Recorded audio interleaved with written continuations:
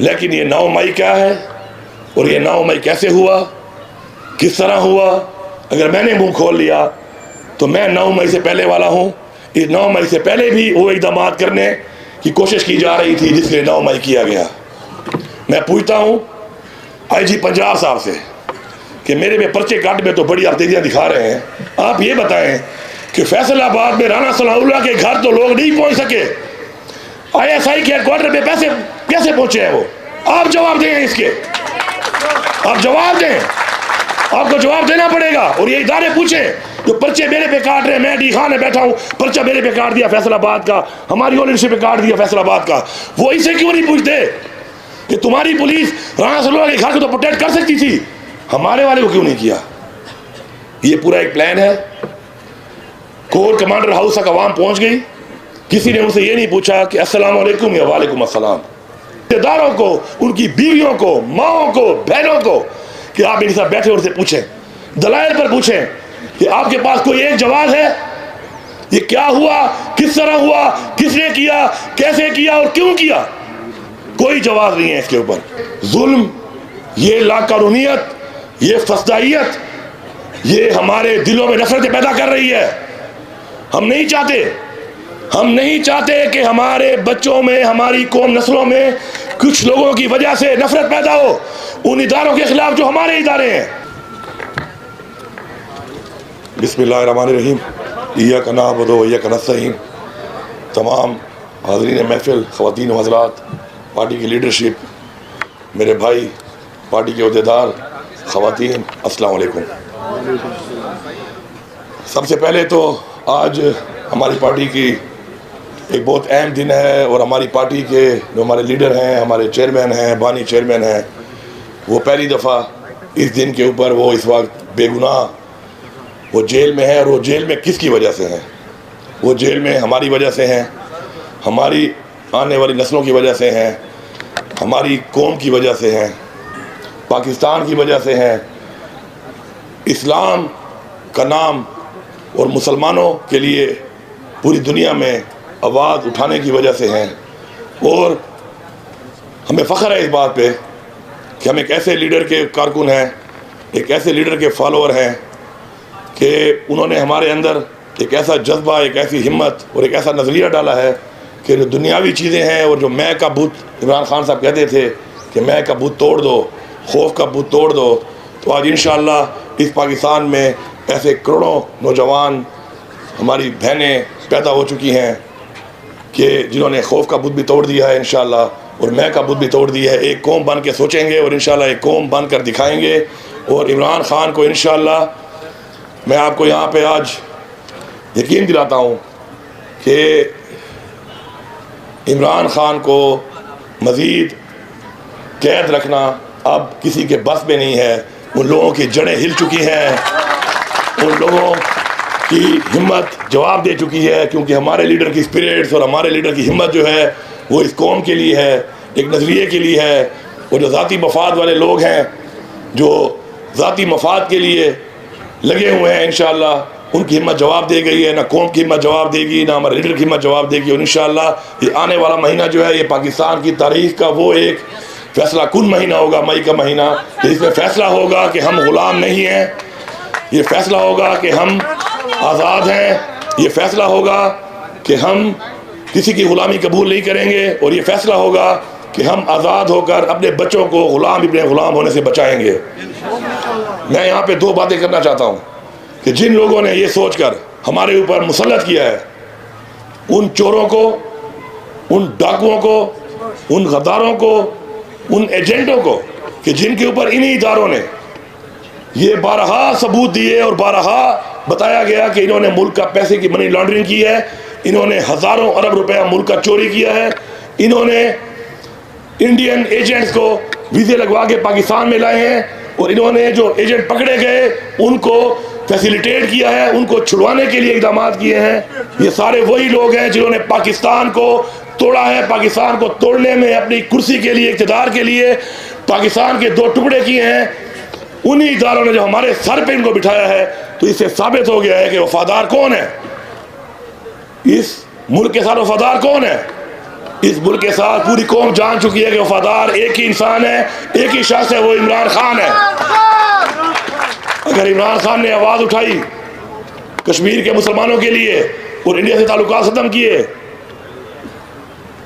अगर इमरान खान ने आवाज़ उठाई फ़लस्तीन के मुसलमानों के लिए कि उन पे जुल्म हो रहा है, तो अगर किसी को तकलीफ़ थी इस बात से और वो गुलाम बनकर उनकी पॉलिसियों पे चलने के लिए हमारे टैक्स के पैसे पे बैठा हुआ है, तो वो ये सोच ले, वो ये समझ ले कि इस कौम का बच्चा, इस कौम की बच्ची, नौजवान, बुजुर्ग, वो अपना खून भी देने को तैयार है इस कौम के लिए, इस कौम के लिए।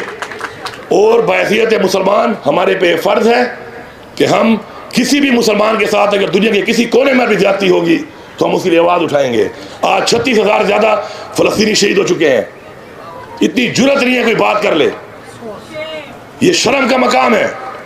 हम इस्लाम के नाम पे बने हैं, ये मुल्क कलमे के नाम पे बना है, और आज इस मुल्क से आवाज़ नहीं उठाई जा रही क्योंकि हमारे जो इधर बिठाए हुए मैंडेट चोरी किए हुए ये लोग जिनको मुसल्लत किया गया है बार बार पाकिस्तान पे, और आज पाकिस्तान को यहाँ तक लाने में और खड़ा करने में उनका किरदार है, आज वो दोबारा हमारे हुक्मरान है।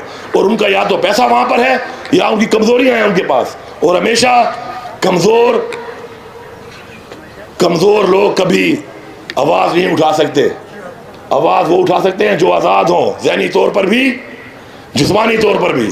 मैं इमरान खान साहब को आज की यौम तासीस के ऊपर मुबारकबाद देता हूँ। खान साहब आप जेल में ज़रूर हैं, लेकिन मैं मुबारकबाद देता हूँ कि आपका जो ख्वाब था कि मेरी कौम जाग जाए, आपकी कौम जाग चुकी है।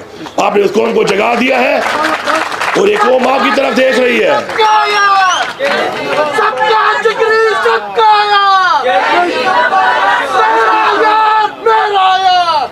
और आज ये कौम इमरान खान साहब आपकी तरफ देख रही है। हम सलाम करते हैं आपकी जुर्रत को, आपकी हिम्मत को और आपकी मुहिब्बुल वतनी को कि आज भी आप पाकिस्तान को नुकसान नहीं देना चाहते, आज भी आप कॉल नहीं कर रहे।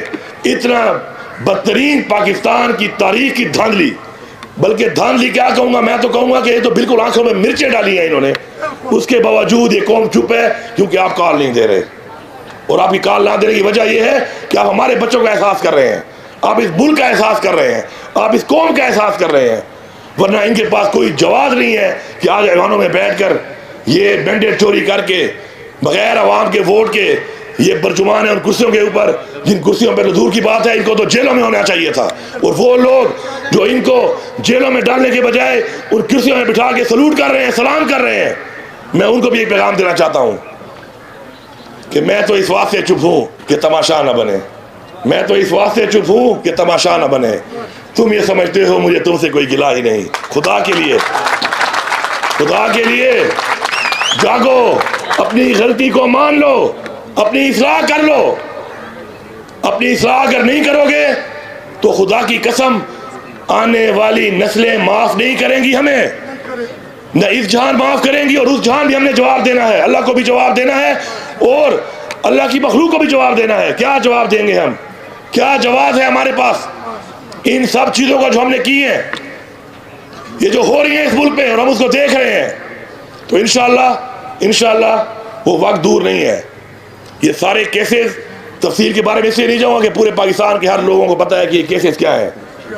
तोशाखाना में इमरान खान ने कोई इलीगल काम नहीं किया और इमरान खान उसमें जेल में है, जबकि इसी तोशाखाना में इलीगल तौर पे जो गाड़ी आप निकाल नहीं सकते वो ये दोनों जरदारी और नवाज शरीफ निकाल चुके हैं। वो बाहर फिरे हैं, एक जो है सदर बना हुआ है, एक जो है वज़ीर आज़म बना हुआ है, ये हालत है। और एक दूसरी जो है वो गाड़ी निकलवा के वज़ीर आला बनी हुई है। ये हालत चल रही है। आज कौम जाग चुकी है और जो लोग ये समझते हैं कि कौम को पता नहीं है या कौम समझती नहीं है या ये भेड़ बकरियां, ये अपने आप को बेवकूफ़ बना रहे हैं, ये अपने आप को बेवकूफ़ बना रहे हैं। मैं आपकी सब लोगों की जो इस सिस्टम के अंदर इस चीज़ के फैसिलिटेटर हैं उनकी फैमिलीज को रिक्वेस्ट करता हूँ, उनके बच्चों को, रिश्तेदारों को, उनकी बीवियों को, माओं को, बहनों को कि आप इनके साथ बैठे उनसे पूछें, दलाइल पर पूछें कि आपके पास कोई एक जवाब है, ये क्या हुआ, किस तरह हुआ, किसने किया, कैसे किया और क्यों किया। कोई जवाब नहीं है इसके ऊपर। कोई जवाब नहीं है इस चीज़ का किसी के पास।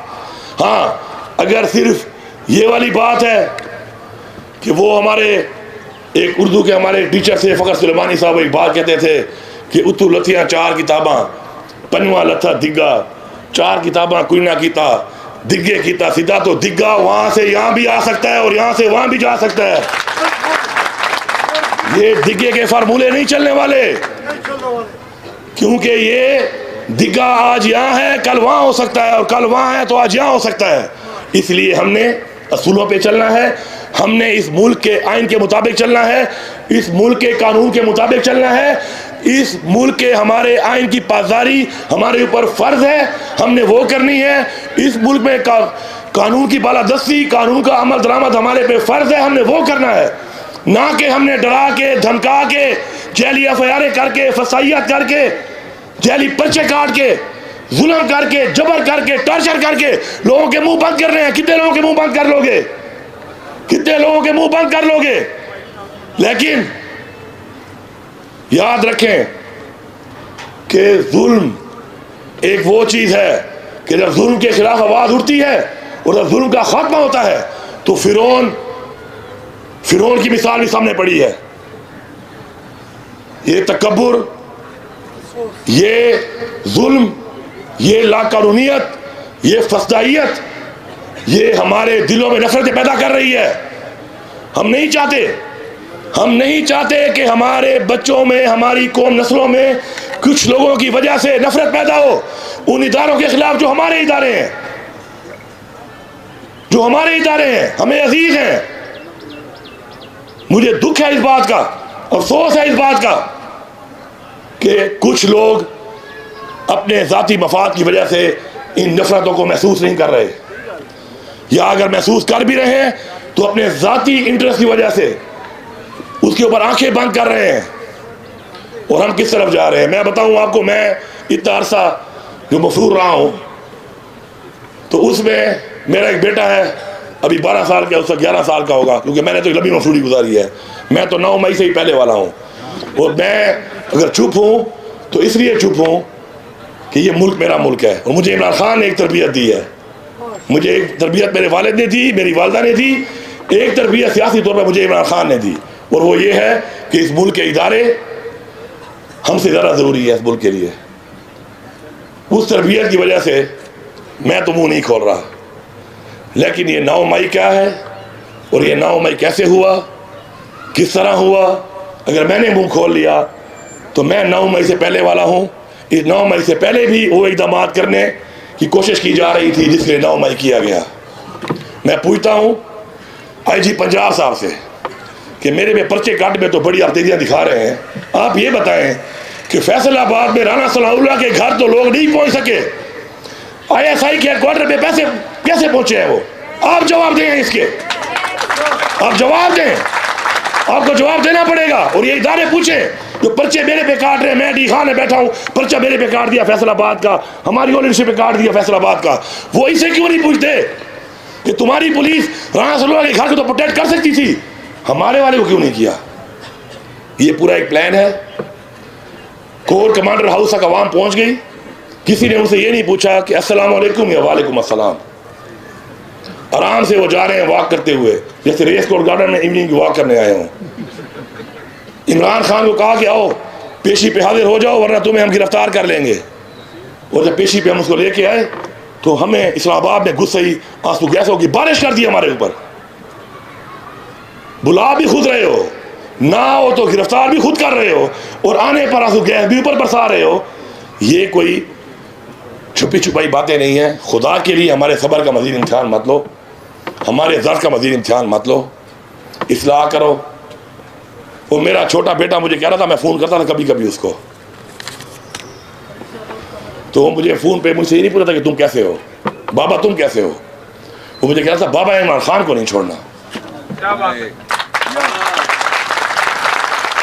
कभी कभी बात होती थी, मैं घर जा रहा, हालांकि मोबाइल एक्सेस हमारे पास थी, उमर भाई बैठे, हमारी रोज़ाना 3-3 घंटे बातें होती थी, जूम मीटिंग भी होती थी, लेकिन मैं घर फ़ोन काम इसलिए करता था क्योंकि मैं नहीं चाहता था कि मेरे बच्चे या वो कुछ फील करें और वो मेरा या मैं कमज़ोर हो जाऊं या वो कमज़ोर हो जाए। लेकिन मैं जब भी कॉल करता था वो मुझे कह रहा था कि बाबा इमरान खान को नहीं छोड़ो। मेरा नहीं पूछता था कि कैसे हो, कहाँ हो, बाबा कब आओगे। वो कह रहा था इमरान खान को नहीं छोड़ना। मेरी बीवी, मुझे कलमा नसीब ना हो कि मेरी बीवी मुझसे लड़ती थी कि इमरान खान के साथ जो हो रहा है उसके लिए क्या कर रहे हो तुम लोग, और मैं खुद मफरूर हूँ, छुपा हुआ हूँ। और वो मुझसे सवाल करती थी क्या कर रहे हो तुम। अभी भी मैं जब उसे मिलता हूँ मुझे कहती है कि इमरान खान के लिए क्या कर रहे हो, क्या करोगे। तो मैं उसे कहता हूँ कि इमरान खान जब कहेगा जो करने को, इंशाल्लाह सबसे पहले मैं करूँगा, सबसे पहले मैं करूँगा। जब इमरान खान हुक्म करेगा कि ये करना है तो पहला आदमी इंशाल्लाह मैं आऊँगा जो करूँगा। लेकिन जब इमरान खान जैसे कहेगा, मेरी ये गुजारिश है कि मज़ीद तो कौमों की, माओं की, बहनों की, बच्चियों की, बुजुर्गों की बद्दुआएँ आपको ले डूबेंगी। मत और बद्दुआएँ, क्योंकि इस बद्दुआ से नुकसान हमारा है। हमारा कोई भी इदारा कमज़ोर होगा तो हमारा मुल्क कमज़ोर होगा, हमारा मुल्क कमज़ोर होगा तो हम कमज़ोर होंगे, हमारी नस्लें कमज़ोर होंगी। हम नहीं चाहते कि बद्दुआएँ लग जाएँ। बद्दुआ देते भी हैं और फिर ये भी कहते हैं कि बद्दुआ हमारे मुल्क को लगेगी तो ना लगे। लेकिन आपको समझ नहीं आ रही। क्या चाहिए आपको? कोई पैसा चाहिए? कितना चाहिए? खुदा की कसम हम अपने अपने आप की ज़ाती ज़मीनें, जायदाद, घर बेच के पैसे आपको दे देंगे। अगर पैसे का हिर्स है तो ताकत चाहिए, इससे ज़्यादा ताकत और क्या दें आपको कि अपने टैक्स के पैसों से दिए हुई चीज़ें आपको दी हुई हैं, उससे आप हमारे भी हमलावर हैं और हमारे भी हमलावर हैं और हम बर्दाश्त कर रहे हैं, बोलते भी नहीं हैं कि दुनिया में हम बदनामी ना हो हमारे मुल्क की, बोल भी नहीं रहे। और क्या चाहिए? कुछ और चाहिए? कुछ और चाहिए तो ही बता दो, हम देने को तैयार हैं, हम पूरा करने को तैयार हैं। ये कौम पूरा करेगी, ये कौम खड़ी होगी और पूरा करेगी। इसको आप बता तो दें। हाँ, अगर आपका मसला इमरान खान से है, इमरान खान के नज़रिए से है और इसलिए है कि इमरान खान हक की बात करता है, सच की बात करता है, तो फिर हमें कुरान में हुक्म है, अल्लाह ताला का हुक्म है कि हमने हक के साथ खड़ा होना है। ये ख्वाहिश आपकी पूरी नहीं हो सकती, क्योंकि फिर हम कुरान की तालीमात और अल्लाह के हुक्म पे जाएंगे और हक के साथ इमरान खान खड़ा है और हम हक के साथ खड़े हैं और हक के साथ खड़े रहेंगे। कोई ताकत हमें से नहीं हटा सकती। जब तक हमारे अंदर खून है, सांस है, जिस्म में हिम्मत है, हम ये करते रहेंगे। लेकिन आप जो कर रहे हैं, आपको खुद भी पता है कि आप जो कर रहे हैं गलत है। इस्लाह कर लें, इस्लाह कर लें, मजबूर ना करें। नुकसान उधर भी हमारा है, इधर भी हमारा है, हमें इस बात का एहसास है, आपको नहीं है। तो मैं आपसे रिक्वेस्ट कर रहा हूँ कि ये मज़ीद जो आपकी पॉलिसियाँ आगे बढ़ती जा रही हैं और 8 फरवरी के बाद फिर आपने जो ये 21 अप्रैल को दोबारा ये हरकत की है और इस तरीके से की है, इसका मतलब ये है कि पूरी कौमें देख रही है कि आप सिर्फ एक एजेंडे पे हैं और वो है माइनस इमरान खान। तो सुन लो सारे के सारे, ये PDM भी सुन ले, ये पाकिस्तान के वो इदारे भी सुन लें, ये पाकिस्तान के वो लोग इमरान खान को क्रश करना चाहते हैं वो भी सुन लें कि माइनस इमरान खान तुम्हारा बाप भी नहीं कर सकता, क्योंकि इमरान खान इस कौम के दिलों में रहता है, तुम्हारा बाप भी ये नहीं कर सकता। और तुम ये आजमा लो, तुम ये कर लो, और तुमने किया है, तुमने हर तरह की फसाइयत की है, हर तरह का जुल्म किया है, हर तरह की हरकत की है, लेकिन लोगों ने फिर भी तुम्हारे 8 फरवरी को तुम्हें जवाब दिया है, तुम्हें समझाने के लिए दिया है, तुम्हारी इस्लाह के लिए दिया है। फिर तुम्हें समझ नहीं आई, फिर लोगों ने तुम्हें फिर जवाब दिया है सुबह 21 तारीख को। अब समझ नहीं आई तो अब ऐसा जवाब मिलेगा कि खुदाई कसम दास्तां भी ना रहेगी तुम्हारी दास्तानों में। आप सबका बहुत शुक्रिया। इंशाअल्लाह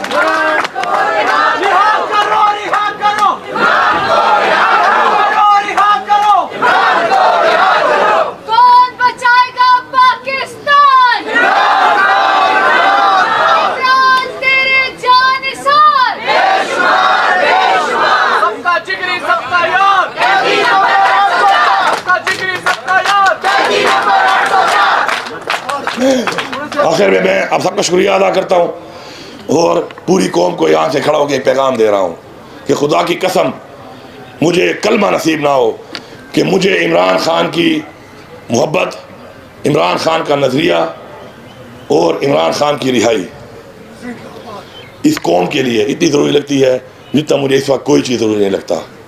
और ये भी सब सुन लें कि इंशाअल्लाह ये आने वाला वक्त, ये आने वाले कुछ दिन, इसमें अगर कोई ऐसी तब्दीलियां ना आए जो कि आनी चाहिए और जो कि हक पे हैं और वो हक ना मिला तो फिर एक सूबा है, वो है खैबर पख्तूनख्वा, और उसका मुझे बनाया इमरान खान ने वज़ीर आला। तो मैं आपको यकीन दिला रहा हूँ कि फिर वो सूबा जब निकलेगा तो वो सूबा फिर जब वापस जाएगा तो इमरान खान को भी लेके जाएगा और ये हुकूमत भी गिरा के जाएगा। ऐसे नहीं जाएगा, फिर वो वापस खाली हाथ नहीं जाएगा, वो इमरान खान को लेके जाएगा, इन चोरों की हुकूमत भी गिरा के जाएगा। और एक दफ़ा पहले मुझे सजा दी आप लोगों ने कि मैंने एक ट्वीट की थी कि हम इस्लामाबाद पे कब्जा कर लेंगे। अब मैं कह रहा हूँ कि हक ना मिला तो हम इस्लामाबाद में, इस हुकूमत से इस्लामाबाद पे कब्जा करेंगे। आपका बहुत शुक्रिया।